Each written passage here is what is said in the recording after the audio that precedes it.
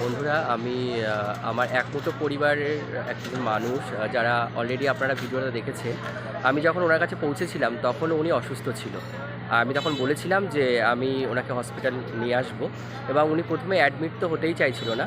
তো আমি বোঝানোর পরে উনি রাজি হয়েছে। তারপরে আমি আউটডোরে টিকিট কাটি এবং টিকিট কাটার সময় তো আপনারা জানেন যে এরকম মেডিকেল যেগুলো সরকারি হসপিটাল থাকে সেখানে অজস্র মানুষের ভিড় থাকে এবং সেখানে দাঁড়িয়ে টিকিট কাটাটা আমার একার পক্ষে খুবই একটা কঠিন কাজ ছিল।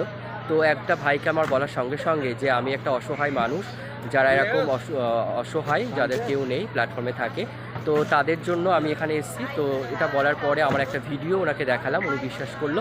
উনি তখন ওনার জায়গাটা আমাকে ছেড়ে দিয়ে উনি সহযোগিতা আমাকে করলো। আমি যথারীতি টিকিটটা কেটে আবার দাদুকে আনতে গেলাম এবং এনায় ডক্টর দেখালাম এবং ডক্টর দেখানোর লাইনেও এক ভদ্রমহিলাকে আমি যখন বললাম যে আমার এরকম একটা অসুস্থ দাদু আছে, তার জন্য আমাকে হেল্প করতে হবে। তো ওনারা সবাই বললো হ্যাঁ হ্যাঁ আমরা সবাই আপনার পাশে আছি। তো তখনও ওনারা আমাকে হেল্প করলো। এই সবাই হেল্প করেছে বলেই কিন্তু আজকে আমার পক্ষে এটা সম্ভব হয়েছে এই কাজটা করা। এবং আরেকটা কথা বলি, সেটা হচ্ছে এখানকার যে ডক্টর এবং স্টাফরা যারা আছে তারা সবাই আমাকে হেল্প করেছে। যেহেতু ওই ট্রেটা নিয়ে লিফটে করে যাওয়া আমার পক্ষে একা সম্ভব ছিল না, কারণ সেখানে অনেক ভিড় ছিল।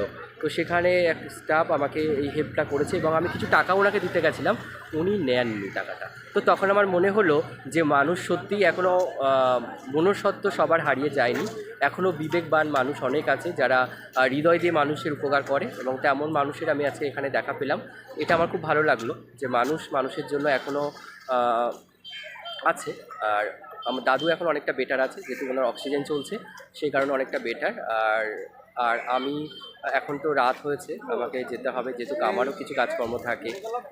আমিও তেমন একটা তেমন কি বলবো, যে আমারও পারিবারিক অবস্থা সেরকম একটা বেশি ভালো নয়।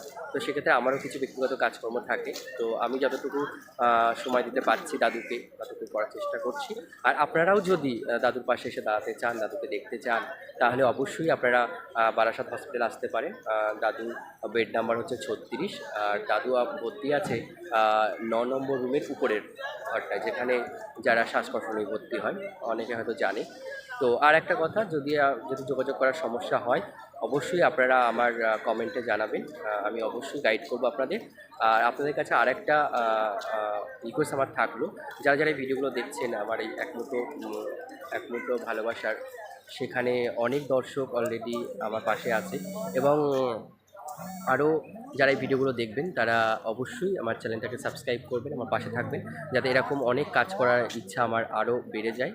এবং সবাই ভালো থাকবেন, সুস্থ থাকবেন। আজকের মতো এখানেই শেষ করছি এবং আমিও বাড়ি যাব। দাদু এখন বেটার আছে, এটাই আমার খুব ভালো লাগছে। যেহেতু উনি এখন সুস্থ আছে, এটাই আমার বড় ভালো লাগছে। একটা মানুষকে যে আমি কিছুটা হলেও যে কষ্ট পাচ্ছিল ওখানে, আর জানেন তো প্রচণ্ড শীত, এই শীতের মধ্যে উনি কতটা অসহায় এবং সেই প্ল্যাটফর্মে থাকে। আমরা ঘরের মধ্যে থাকলে আমাদের কত কষ্ট হয়, আর সেখানে উনি এই ঠান্ডার মধ্যে থাকে, এটা আর একটা কষ্ট।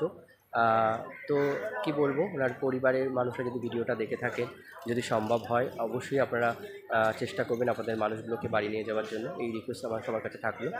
টাটা, বাই বাই, সবাই ভালো থাকবেন।